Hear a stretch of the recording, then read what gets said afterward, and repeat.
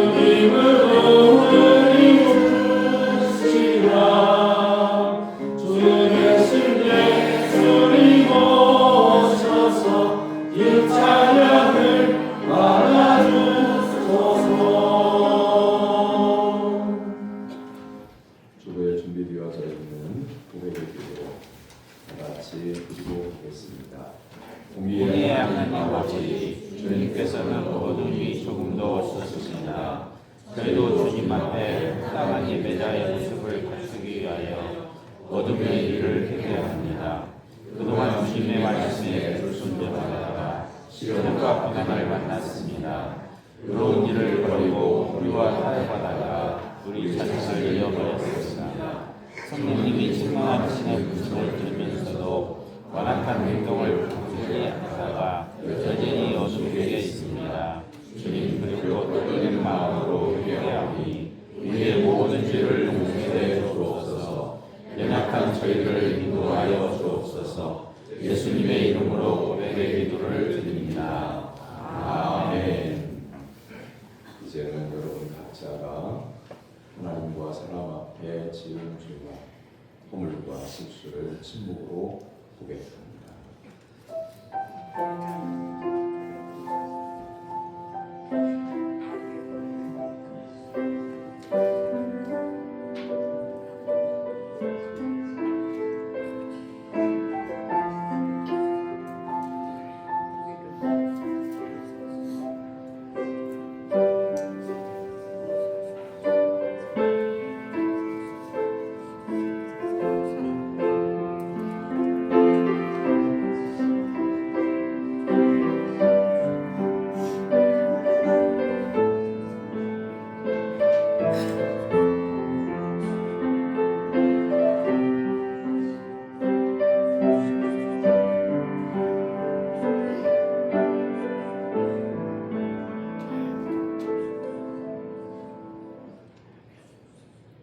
믿음으로 동의하고 서복하는 성도들에게 하나님은 죄사함을 말씀으로 선언해 주십니다.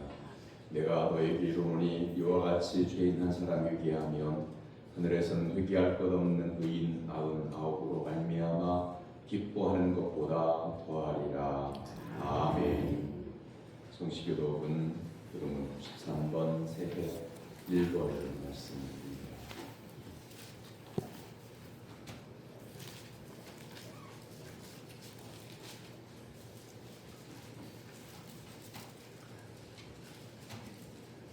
주께서 옛적에 땅의 기초를 놓으셨사오며 하늘도 주의 손으로 지으신 밤이다. 천지는 없어지려니와 주는 영존하시고 그것들은 다 옷같이 낡으리니 목같이 바꾸시면 바뀌려니와 주는 한결같이 쓰고 주의 은혜는 무궁하리이다.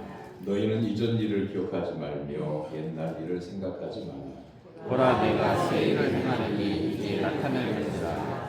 너희는 유혹의 욕심을 따라 썩어져가는 구습을 따르는 옛사람을 벗어버리고 오직 너희의 심령이 새롭게 되어 하나님의 의와 그런즉 누구든지 그리스도 안에 있으면 새로운 피조물이라. 이전 것은 지나갔으니 보라 새 것이 되었도다. 새 계명을 너에게 주노니 서로 사랑하라. 내가 너희를 사랑한 것 같이 너희도 서로 사랑하라. 아멘. 사도신경으로 신앙을 고백합니다. 나는 주님하시는 아버지 하나님 주의 천리를 믿습니다. 나는 그의 일하신 아들 우리 주 예수 그리스도를 믿습니다.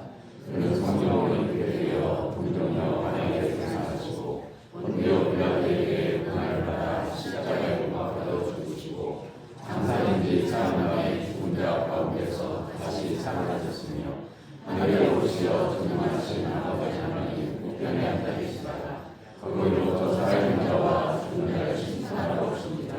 나는 성령을 믿으며 거룩한 공교회와 성도의 교제와 죄를 용서받는 것과 몸의 부활과 영생을 믿습니다. 아멘. 자리에 앉아서 289장 성소관 사업을 같이 기도할 때 이영주 장로님 기도해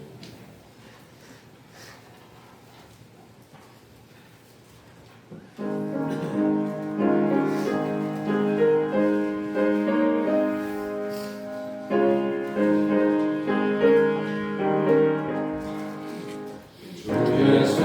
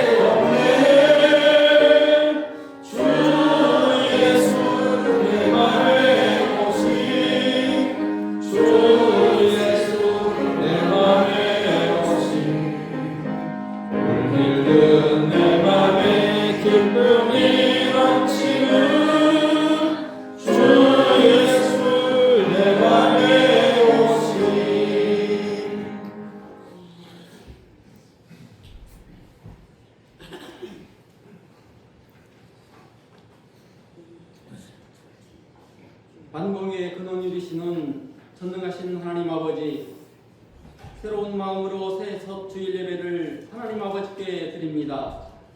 지난 한 해 기쁠 때도 어려운 순간에도 주님께서 함께 하셔서 권속들의 가정을 지켜주시고 교회의 예배의 자리를 지키게 하시고 말씀을 듣게 하시며 공동체 안에서 믿음의 끈을 놓지 않게 하시는 은혜를 감사합니다. 새해 첫 주일 오늘 또 감사함에 나온 모든 주의 백성들의 감사 위에 하나님 은총과 복을 더하여 주시고 더 큰 감사가 넘치는 인생 되게 하여 주시옵소서. 하나님, 우리 마음의 중심에 하나님의 말씀을 두어주시고 주님의 백성임을 잊지 않게 하시며 말씀하시고 힘주시는 성령님을 신뢰하며 나아가길 기도합니다. 하나님, 회개합니다. 지난해 믿음의 생활을, 기도 생활을 잘하겠다, 주의를 성수하겠다 했는데 돌이켜보면 다 하나님의 은혜인데도 우리는 죄를 범하며 살았습니다.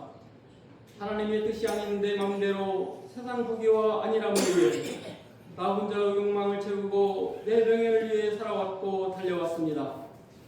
물질을 추구하며 그것을 사랑하며 살았음을 고백합니다. 예수 그리스도의 보혈로 저희를 용서하여 주시고 새해에는 더 정결한 마음으로 행함이 있는 믿음으로 주님을 섬기게 하옵소서. 하나님 아버지, 우리에게 주신 새해 가정과 교회를 위해, 나라를 위해, 연약한 성도들을 위해 중보의 기도로 무릎을 더 꿇게 하시고 말씀에 순종하게 하시고 우리의 말이 존중과 경외의 말로 가정과 이웃, 일터, 교회를 따뜻하게 하는 우리 되게 하옵소서. 아멘. 모든 형편 속에서 주님이 함께 하신다는 임마누엘의 확신으로 살고 우리의 권속들의 가정에 필요한 것들을 주께서 아시오니 공급하여 주시옵소서. 교회를 위해 기도합니다. 우리 교회가 말씀 위에 굳게 서게 하시고 예배가 살아나게 하시며 기도의 불이 꺼지지 않게 하옵소서. 신구한 교회라는 울타리 안에서 성도들이 더 행복한 삶을 살고 절대로 타인에게 상처를 주지 않으며 우리 교회가 세상의 희망이 될 수 있게 하옵소서. 아멘. 또한 우리 권속들에게 감당할 직분을 주신 줄 압니다. 억지로 하는 순종이 아니라 주에서 구원하여 주신 하나님을 너무나 좋아하고 사랑하기에 기쁨으로 따르는 삶이 되고 만나는 이들에게 위로와 소망을 전하는 도구로 사용하여 주시기를 기도합니다. 성가대가 창조주 하나님의 은총을 찬송합니다. 영광을 받으시옵소서. 우리의 구주가 되시며 교회의 머리 되시는 예수님의 이름으로 기도합니다. 아멘.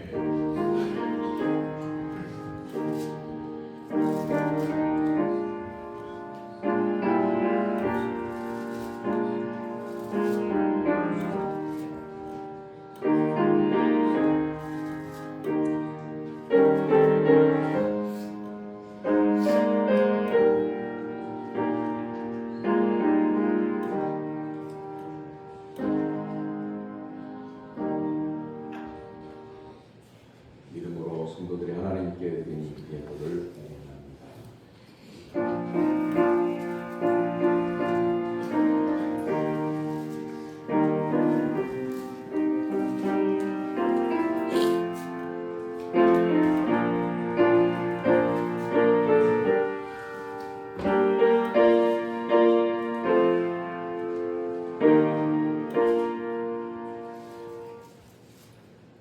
일용할 양식을 주시는 하나님 아버지, 과도한 물질에 대한 욕심으로 죄짓지 않기를 원하시는 하나님께서 우리의 형편과 처지를 잘 아시기에 일용할 양식을 내려주심을 감사드립니다.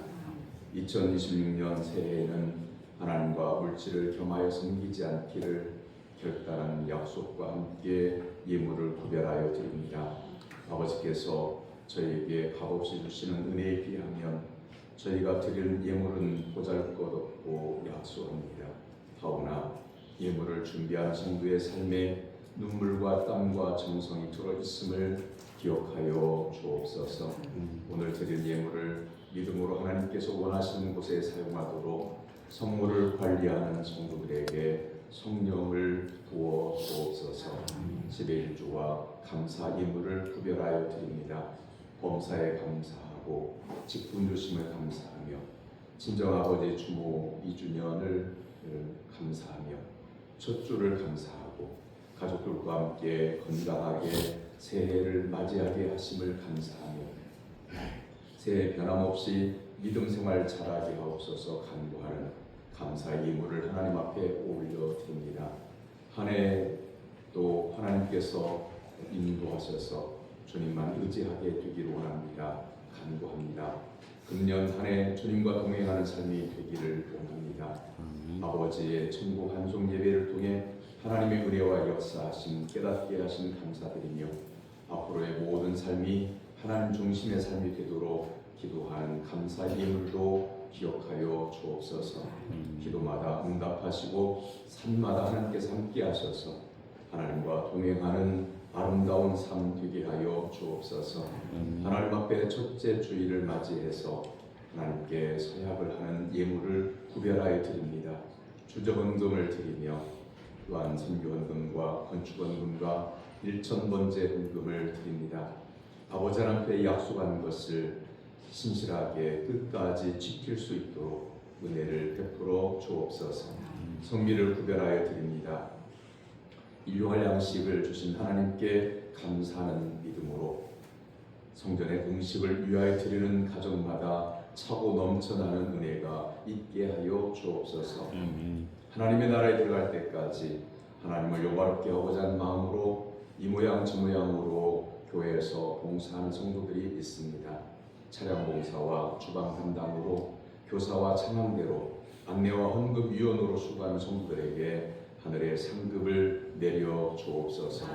올 한 해도 소망 가운데 감사하며 사는 성도들과 하나님께서 동행하여 주시옵소서.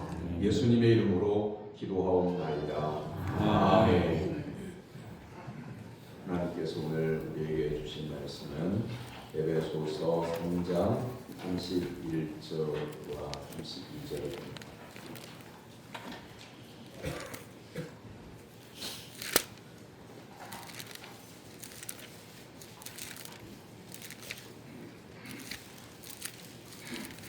에베소서 3장 31절 32절 말씀. 신약성경은 제 성경책은 310자 쪽입니다.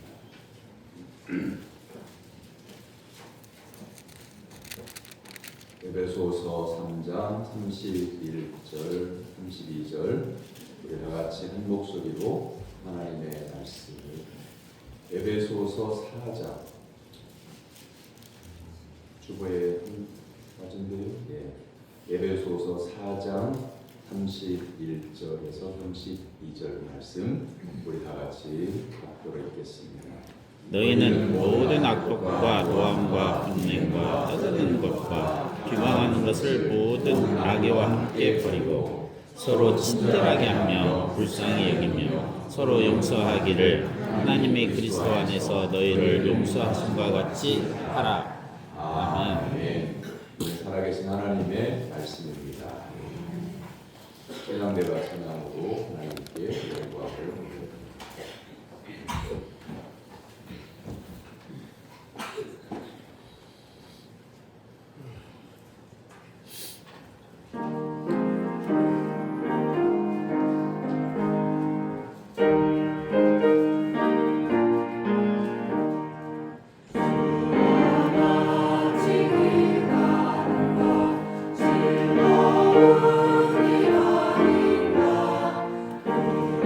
우리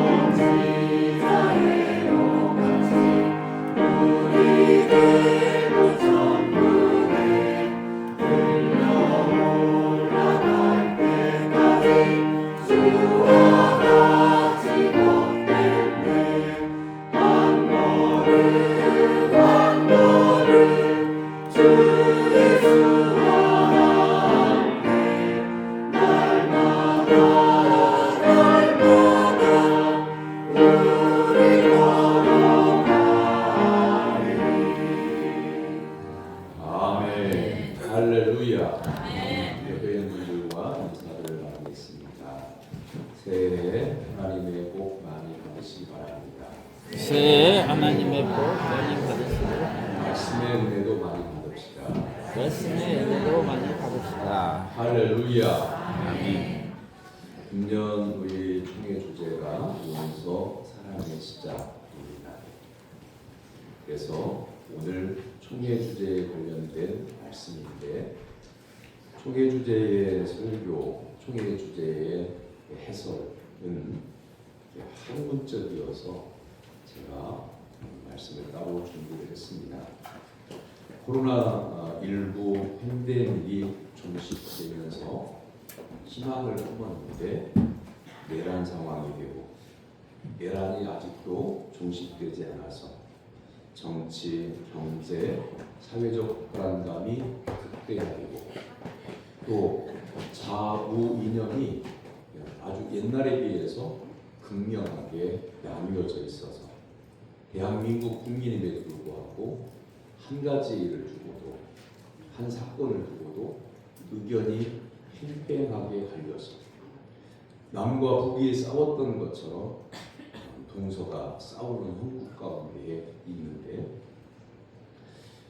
교회도 코로나19 이후에, 코로나19 이전에도 부흥을 기대하고 부흥을 위해서 기도하고 전도하고 성장하기를 꿈꾸고 기도했던 교회가 그나마 그때가 더 좋았다라고 할 만큼 한국교회는 30% 이상 성도들이 빠져나간 상황입니다. 회복이 되지 않아서 예배, 봉사, 친교, 선교 등 교회의 기본적인 기능을 축소할 수밖에 없는 그런 상황이 되었습니다. 그래서 총회에 관련되어 있는 믿음의 사람들이 하나님 앞에 꿇어뜨려 기도하다가 깨달은 게 뭐냐면, 하나님은 우리가 살아가는 동안에 용서받기를 원하고, 또 성도가 이해받기를 원하고 사랑받기를 원하면서 사는 삶을 살았고, 용서하는 사람이 필요하고 이해하는 사람이 필요하고 또한 다른 사람을 품어주는 사람이 필요하고 노력하지는 않았지 않은가라고 진단하게 되어서 용서 사랑의 시작입니다 라고 이렇게 표현을 정하게 된 거죠. 사랑합니다라는 말은 많이 하죠. 서로 사랑합시다, 이웃을 사랑합시다, 하나님 사랑합시다. 가족을 향해서도 평소에는 잘하지 않지만 손자가 할머니한테 전화를 해서 할머니 사랑해요 라고 하는 말도 하고, 생신 때에 케이크를 자르면서 생신 축하, 생일 축하 노래 부르고 난 다음에 사랑합니다 어머니, 사랑합니다 아버지라고 말은 하지만 마음속에 맺혀져 있는 것들을 용납하고 용서하고 화해하고 하자는 노력은 우리가 하지 않았다라고 하는 거죠. 오늘 말씀을 통해서 첫 번째는 용서하는 사람은 덕을 세우는 말을 한다는 말씀이죠. 말씀을 다 읽지는 않았습니다만 오늘 본문 앞에 25절에 보면, 그런즉 거짓을 버리고 각각 그 이웃과 더불어 참된 것을 말하라. 이는 우리가 서로 지체가 됩니다. 29절에서는 무릇 더러운 말은 너희 입 밖에도 내지 말고 오직 덕을 세우는 데 소용되는 대로 선한 말을 하여 듣는 자들에게 은혜를 끼치게 하라고 말씀합니다.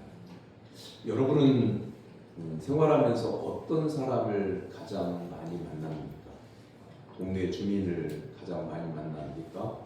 아니면 직장 동료입니까?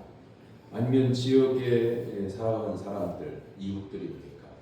아니면 농협에 가면 로컬 푸드의 직원을 자주 만납니까? 미용실 원장님을 자주 만납니까? 여러분 살면서 매일 생활하면서 누구를 가장 많이 만납니까? 누구일까요? 가족이죠. 근데 여러분, 가족을 정말 아끼고 존중하고 이해하고 용서하고 포용하고 사랑하며 살고 있습니다.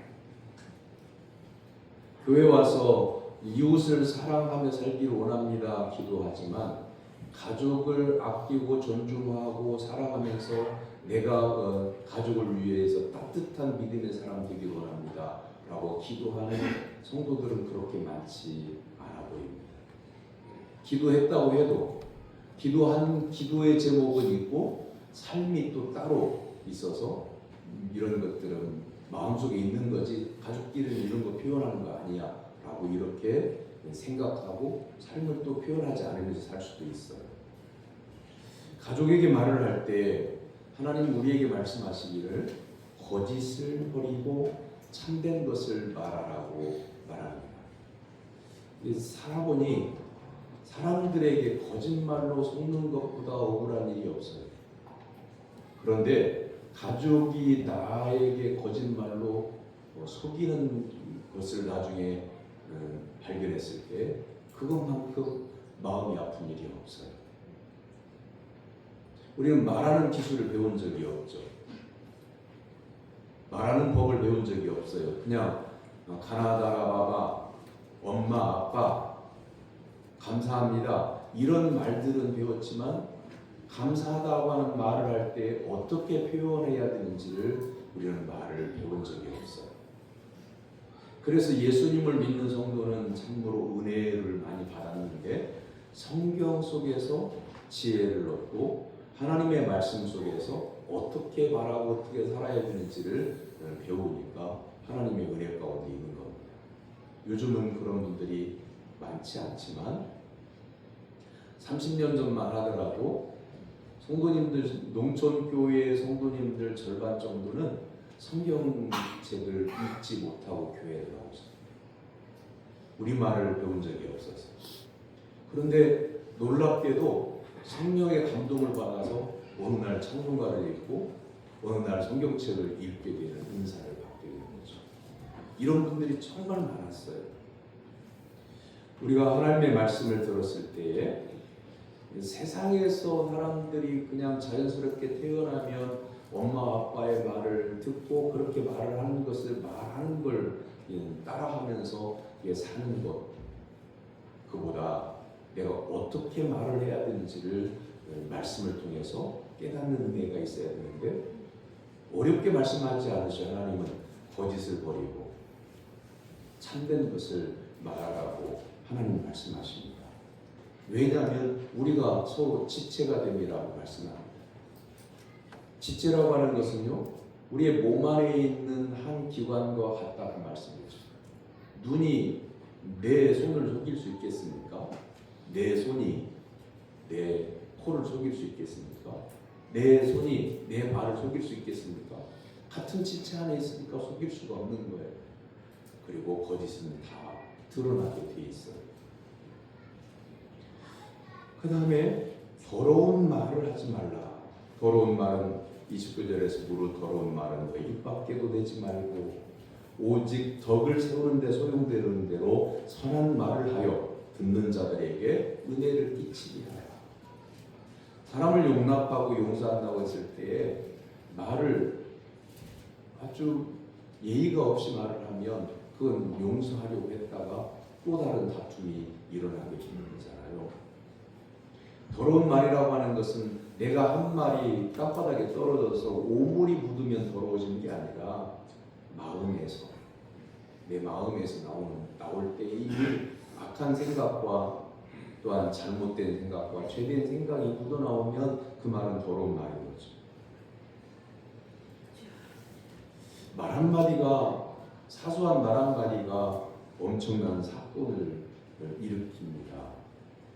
어떤 가정에서 남편과 아내가 사이가 안 좋아요. 그런데 아내가 남편더러 이렇게 말을 했어요. 당신 키가 작아서 어디 다닐 때 같이 다니면 창피해 떨어져. 그 말에 남편이 격분해가지고요. 가게 가가지고 짚지 말아야 될 것을 들어가지고 그 아내의 생명을 빼앗아. 이게 우리나라에 있었던 사건이에요. 그런가 하면 어떤 남성이 이웃을 만났는데 담배가 떨어졌다고 미안하지만 담배 한 개기만 빌리자. 그랬더니 그 이웃이 담배 빌리려고 하는 이 사람에게 뭐라고 말을 하냐면 돈도 없으면서 담배를 피우는, 돈도 없는 주제에 담배를 피우는, 그랬어요. 그 말에 격분해가지고 칼을 휘둘러서 구속된 그런 사건도 있어요.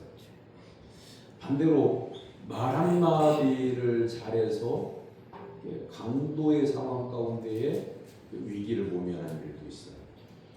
미국의 교회에서 있었던 일인데 군인으로 참전했다가 그 전쟁터에서 외상후 스트레스 증후군을 얻어서 돌아왔는데 늘 정신 창자는 시달려요. 어느 날은 총을 들고 교회를 쳐들어가요. 예배를 드리던 성도들이 막 총을 보고는 공포에 질려 떨고 있는데 목사님이 강단에서 유연하게 한마디를 했어요. 그러자 강도가 총을 내려놓고 잘못을 구했어요. 뭐라고 말을 했을까요? Can I help you? 내가 당신에게 뭘 도와주면 되겠습니까? 부드러운 음성으로 당신에게 도움이 필요한 것을 제가 도와주겠습니다. 그랬더니 강도가 눈이 시뻘개진 강도가 총을 내려놓고 분노를 삭히고 용서를 구하고 목사님의 가르침을 따라서 새로운 삶을 시작했다는 이야기예요. 그런가 하면 쿠웨이트에서 일어난 일인데요. 결혼을 한 지 혼인신고한 지 3분 만에 이혼한 부부가 있어요. 가정법원에서 혼인신고를 하고 사인하고 딱 나오는데 그만 신부가 문턱에 걸려서 과당하고 넘어졌어요. 자, 여러분 이럴 때 여러분 남편이, 여러분 아내가, 아니 여러분 부모님이, 여러분 자녀가 문턱에 걸려서 넘어지면 여러분 뭐라고 해요? 응? 어디 안 다쳤냐? 어디 보자. 아이고 저런 무릎이 깨졌네. 소동작 가지고 병원 가자. 막 이래야 되잖아요. 근데 신부가 까당 하고 넘어지니까 남편이 한 이 한마디 때문에, 신랑이 한 이 한마디 때문에 3분 만에 돌아서서 이혼 서류에 사인을 해요. 뭐라고 그랬게요? 넘어지자마자 신랑이 신부에게 한 말, 멍청하기는. 왜 그 말을 듣고 그 신부는 이혼을 결심했을까요? 그 남자는 평생 그 말을 할 거예요. 사람의 본성이 그 마음속에 악한 것과 더러운 것이 있으니 노력해서 행복한 부부가 될 수 있는 게 아니고 본 바탕에 그것이 있기 때문에 그 사람이 그거 고쳐지지 않는 한 평생 그 말을 들어야 돼요. 그래서 다시 돌아와서 이혼 서류에 사인하는 거죠. 예수님은 누가복음 6장 45절에서 선한 사람은 마음에 쌓은 선에서 손을 내고 악한 자는 그 쌓은 악에서 악을 내나니 이는 마음에 가득한 것을 입으로 말하느니라. 이렇게 말씀하셨어요. 예수님을 믿는 성도는 예수님을 구주로 영접할 때에 예수님 성령님께서 감동해 주셔서 자신의 죄를 깨닫고 회개하고 예수님을 구주로 영접하여 하나님의 자녀가 된 거예요. 그러면 이제 이전 것은 지나갔어요. 이전 죄는 용서함을 받았어요. 그렇다고 하면 그 예수님을 믿은 다음부터는 마음의 바탕이 달라져 있고 또한 말이 달라져 있고 삶이 달라져서 믿음이 하나님의 나라에 들어갈 때까지 그리스도의 장성한 분량이 이르기까지 조금씩 한 계단씩 성숙해지고 성장해 가요. 미숙했던 사람이 성숙해져 가야 돼요. 부족했던 사람이 주의 은혜와 말씀과 성령으로 충만해져 가야 되는 거예요. 허물이 많았던 사람이 허물이 가리워지고 없어지고 조금씩 믿음의 아름다운 성품 성령의 9가지 열매를 하나씩 하나님께로부터 받아서 열매를 맺히며 살아야 됩니다. 바탕은 이미 죄를 회개한 성도예요. 그런데 교회를 오래 다녀도 하는 말과 행실이 예수님을 믿기 이전과 같다면 그분은 예수님을 진심으로 마음의 구주로 영접해야 해요. 그리고 서로 용납하는 성도는 분을 끊지 말라고 26절에 말씀합니다. 분을 내어도 죄를 짓지 말며 해가 지도록 분을 품지 말고, 그래야 되는 이유를 27절에서 마귀에게 틈을 주지 말라고 하나님은 말씀하십니다. 이게 무슨 말씀이냐면 베드로전서 3장 7절에서 하나님이 이런 말씀을 하셨어요. 남편들아, 이와 같이 지식을 따라 너희 아내와 동거하고 그를 더 연약한 그릇이요 또 생명의 은혜를 함께 이어받을 자로 하라. 귀히 여기라. 이는 너희 기도가 막히지 아니하게 하려 합니다. 남편들아, 아내를 귀히 여겨라. 하나님의 은혜를 받은 자로 귀히 여겨라. 이렇게 해야 기도가 막히지 않는다. 이 말씀 무슨 말이에요? 남편이든 아내든 성도가 이웃지간에 옆에 있는 사람들과의 하나님의 은혜를 받은 자로 존중하지 않으면 하나님께서 그 성도의 기도를 받지 않으신다. 그리고 용납하고 용서하고 사랑하는 삶이 아니면 사단이 틈을 탄다는 거예요. 마귀가 틈을 탄다는 거예요. 미워하는 그 마음속에 틈을 타는 거예요. 여러분, 미움이 내 마음속에 있으면 살인까지도 할 수 있는 거예요. 분을 품고 살면 그 사람의 그 속은 썩어요. 분을 품은 대상, 너네가 언젠가는 내가 반드시 손봐주리라 하고 그 사람을 마음에 품고 분을 내고 그 사람을 미워하고 증오하고 이렇게 하는 그 마음엔 계속 피가 끓어요. 그럼 건강해지지 않아요. 그런데 그 사람은 그것도 몰라요. 내가 미워하는지 원수 삼은 것인지 언젠가는 손을 볼 것인지 이 생각을 품고 사는 것에 칼을 갈고 있는 나를 모르면 아무것도 모르는 거예요. 그럼 피해는 누가 보냐면 분을 품고 있는 사람이.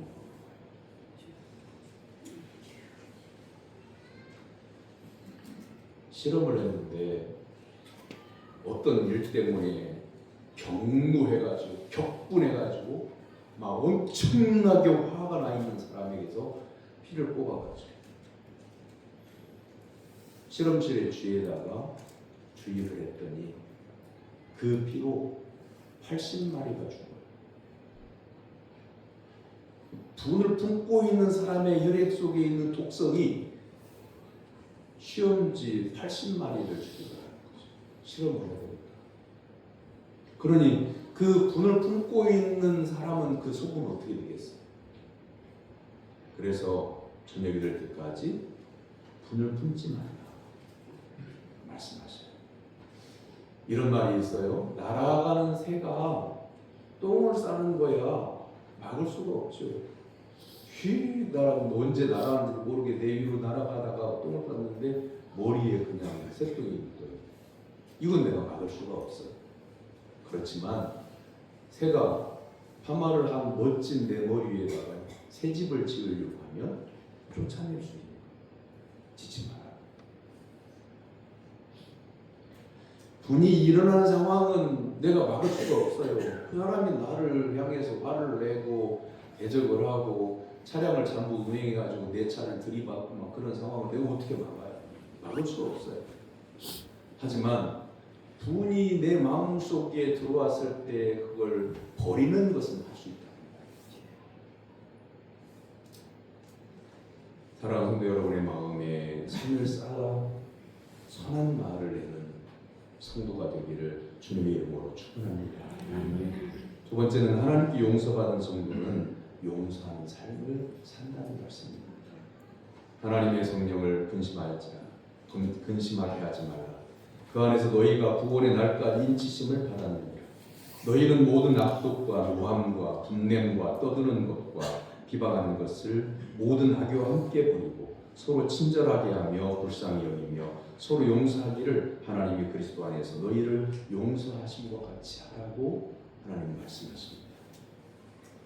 이 말씀은 이사야 63장 10절에 나오는 말씀이에요. 하나님의 성령을 근심하게 하지 마라. 우리가 하나님의 자녀라고 하잖아요. 그럼 자녀가 말씀에 순종하고 믿음으로 사는 그 모습을 하나님이 보실 때 기뻐하실 것이고, 자녀가 자기 마음대로 세상을 살아가면 근심하실 것이에요. 부모가 자식들을 볼 때에 자식들에게 내 부모가 가난해서 해준 게 별로 없지만 자신들이 하나님을 경외하고 말씀에 순종하고 믿음의 삶을 살면서 성실하게 살아서 하나님의 사랑받고 이웃에게 칭찬받고 하는 모습을 부모가 보면 흐뭇해하잖아요. 행복해하잖아요. 하나님께서 우리를 보시는 마음도 부모가 자녀를 바라보는 마음과 다르지 않습니다. 교회는 예수 그리스도를 믿는 성도들이 모여서 하나님의 말씀대로 사는 사람들의 그 표본을 세상 사람들에게 보여주는 거예요. 하나님의 말씀, 하나님을 믿는 성도는 이렇게 사는 것이다.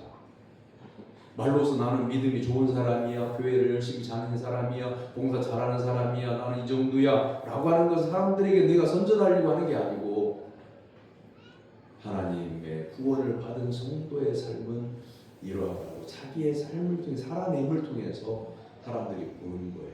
보여주려고 해서 보여주기식으로 보여주는 게 아니라 내 삶을 하나님을 경외하고 말씀에 순종하며 살아가는 그 모습을 가족이 자연스럽게 보는 거고, 이웃이 보는 거고, 직장 동료가 보는 거예요.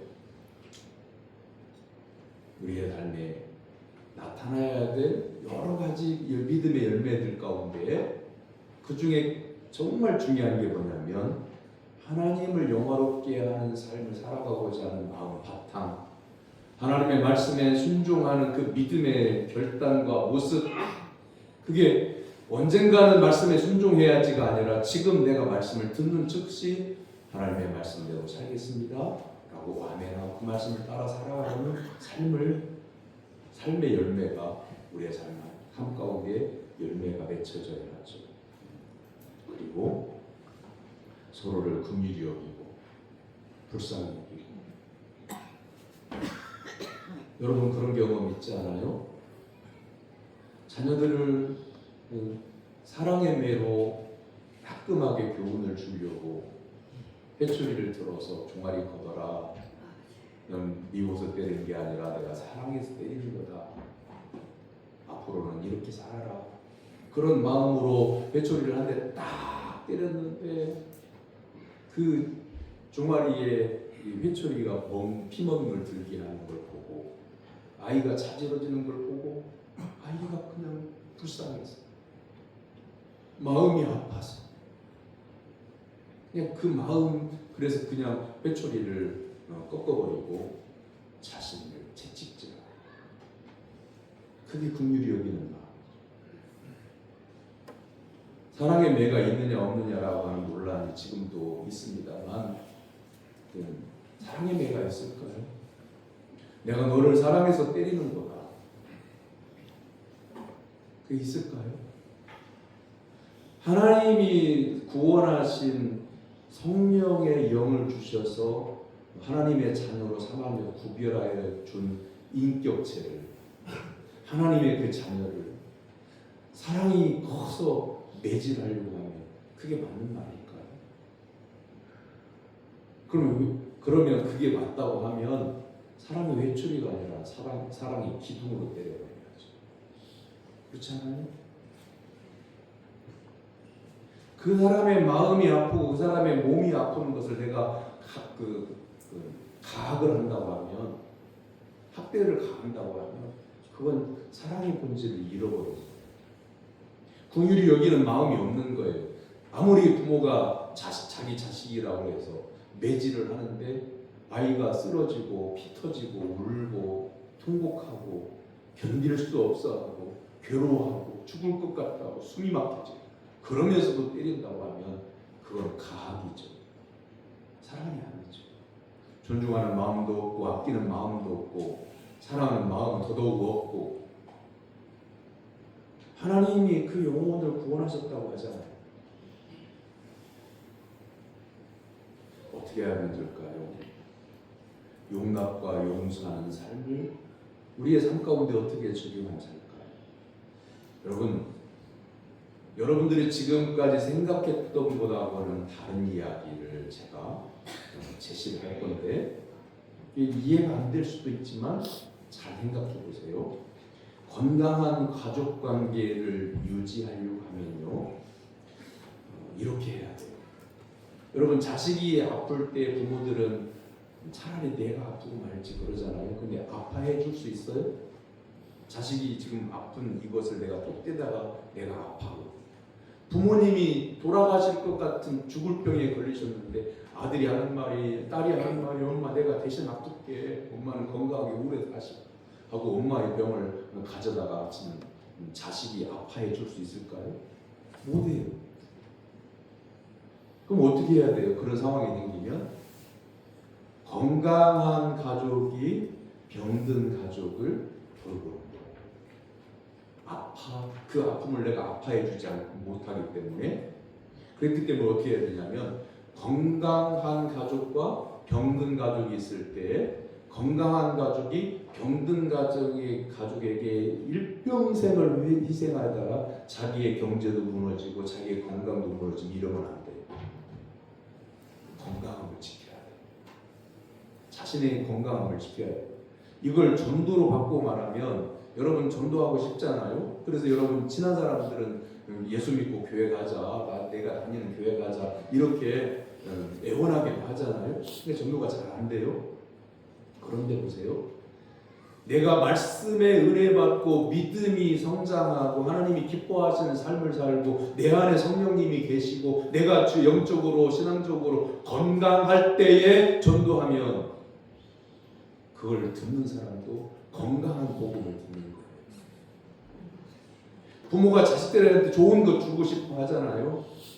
그래서 옛날 부모님들은, 제 위의 부모님 세대는 없던 시대에, 가난한 시대에 태어나셔서 자식들에게 가난을 대물림하지 않기 위해서 못 먹고 안 입고 안 쓰고 허리띠 졸라매고 자식들은 학교 보내고 먹이고 입히고 그래서 번듯하게 살면서 부모네들이 자신의 삶은 고생되고 행복하지 않은데 자녀들에게 이렇게 말해요.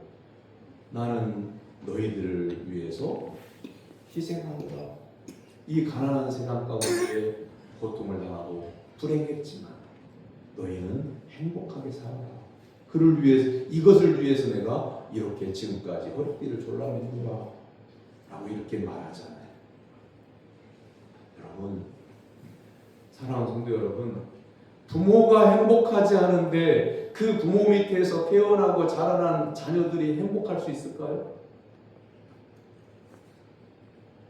부모가 인생을 만족하지 못하는데 그 부모 밑에서 평생을 자라난 자녀들이 만족하는 인생을 살겠나요? 그럼 이제 최악의 경우가 뭐냐면, 그런 부모님들이 자식들한테 서운해가지고 견디다 못해, 참다 못해 한마디 해요. 뭐라고 말해요? 야 이놈 자식들아, 내가 왜 이렇게 고생한 줄 아냐?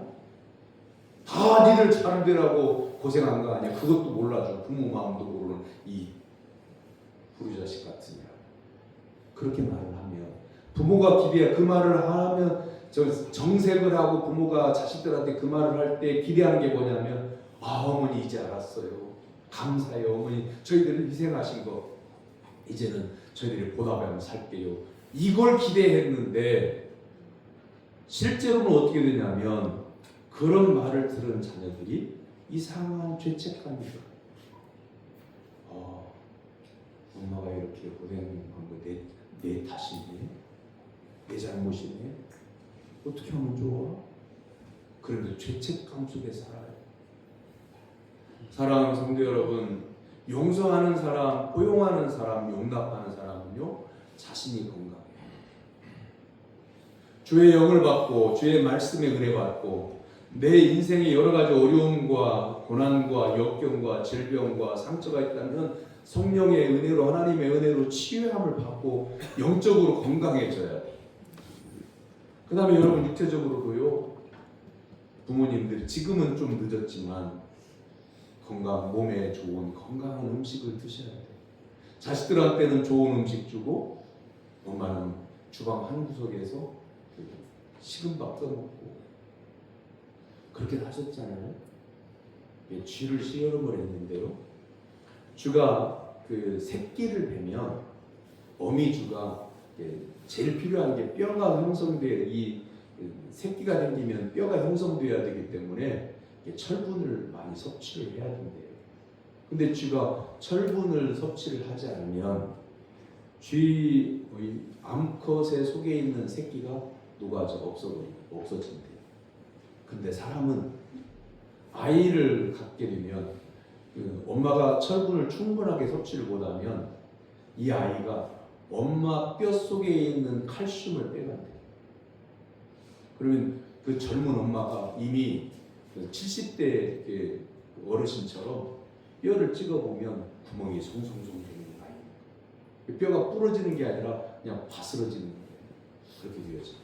자, 그렇게 되었을 때 큰일 났다. 의사가 이 조심해야 됩니다. 그러면 그때서야 막 약 챙겨 먹고 그때서야 철분, 칼슘 좋은 것처럼 막 먹잖아요. 그때는 늦어요.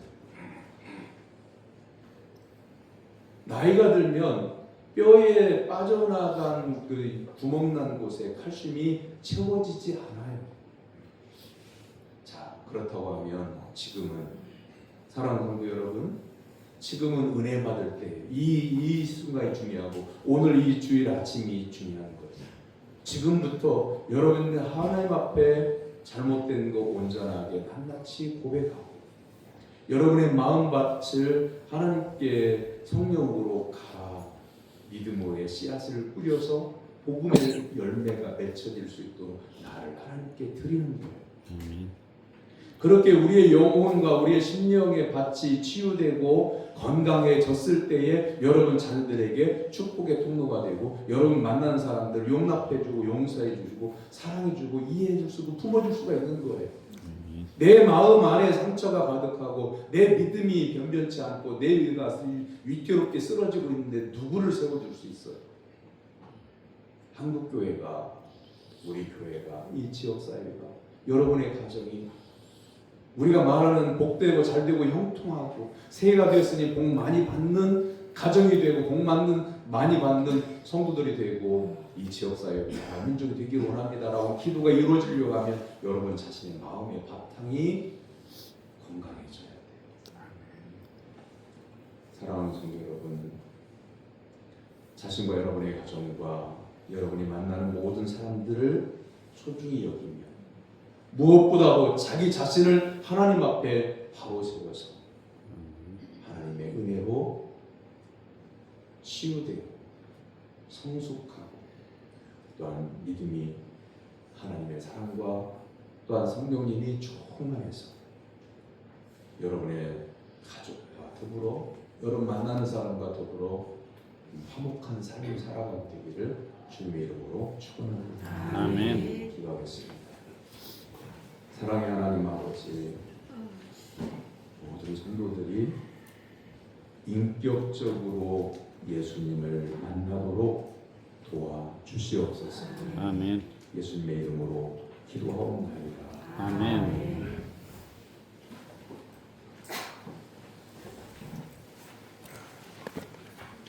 교회 도시 1번과 2번은 보시면 되겠고요. 오늘 날 예배 후에 정기 재직회 잠깐 모입니다. 재직들은 나와주시기 바라고요. 이 안내석에 2026년 교회력에 따른 우리 교회 목회 계획이 한 장에 인쇄되어져 있습니다. 꼭 가져가시고 성경책에 끼워두시든지 아니면 여러분 잘 보는 곳에 붙여두시든지 기도하면서 함께 교회를 섬겨가도록 해주시길 바라고, 구역장님들은 저 안내석 뒤쪽에 구역별 구역원 그다음에 주소, 전화번호표 만들어 놨는데 이름, 주소, 전화번호가 틀린 것은 없는지 확인해 주시고 보고해 주시기를 바랍니다. 그리고 이번 주간 목요일부터 주일까지 새해 축복 새벽 기도회가 있습니다. 전 교회는 참석해 주시기 바랍니다. 신년 재직 교사 세미나 전북노회에서 교육부에서 시행하는 세미나에 재직과 교사는 반드시 참석하길 바랍니다. 장소는 강림교회당이고 다음 주일 오후 1시 40분부터 오후 4시 20분까지 세미나를 합니다. 그리고 3구역에 우리 김영자 집사님의 남편 되신 강경신 성도님이 별세하셔서 장례를 치렀습니다. 감사하는 마음으로 가족들이 성도님들께 떡을 한 점씩 준비했습니다. 나가실 때 받아가시고 또한 우리 김영자 집사님을 비롯한 자녀분들이 믿음 생활 잘하고 세상 가운데 승리하도록 기도해 주시면 감사하겠습니다. 신광교회 3대 목표와 핵심 가치를 정책당일 때 그 자료에는 제가 매년마다 넣어놨는데 협치하느라, 그러니까 장로님들의 의견과 성도들의 건의 사항에 따라서 교회를 제가 크게 변혁시키지 않았어요. 이어져 오던 대로 연착륙하면서 이렇게 왔는데 이걸 성도님들에게 발표하고 함께 기도하고 역점을 두기 위해서 주보에 넣어놨습니다. 1번이 뭐냐면 예수님이 주인이신 교회입니다. 사람이 드러나지 않고 오직 예수님의만 우리 주인, 교회의 주인이시고 하나님 영광만 드러나는 교회가 되기 원합니다. 여기에 역점을 두고 목표를 하십니다. 나머지는 기도 제목 삼으셔서 기도해 주시면 감사하겠습니다. 주보에는 없는데 2월 마지막 주에 공동의회를 하게 되는데 안수 집사와 검사를 피택하겠습니다. 옆에 있는 분들과 인사를 나누겠습니다. 옆에 있는 분들과 인사하십니다. 예수님만 바라보고 삽시다. 예수님만 바라보고 삽시다. 다 같이 일어나서 54장 1절 찬송하겠습니다.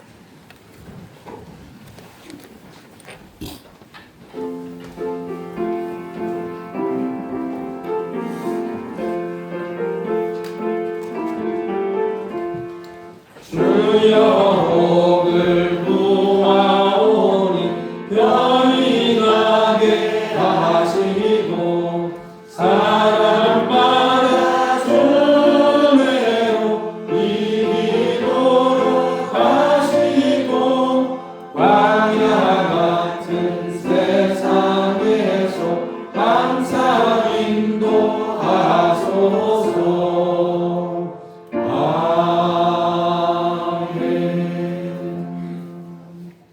하나님의 사랑으로 구원받은 사랑 성도 여러분, 여러분의 삶에 나아가 복음으로 살 것을 주님의 이름으로 부탁합니다.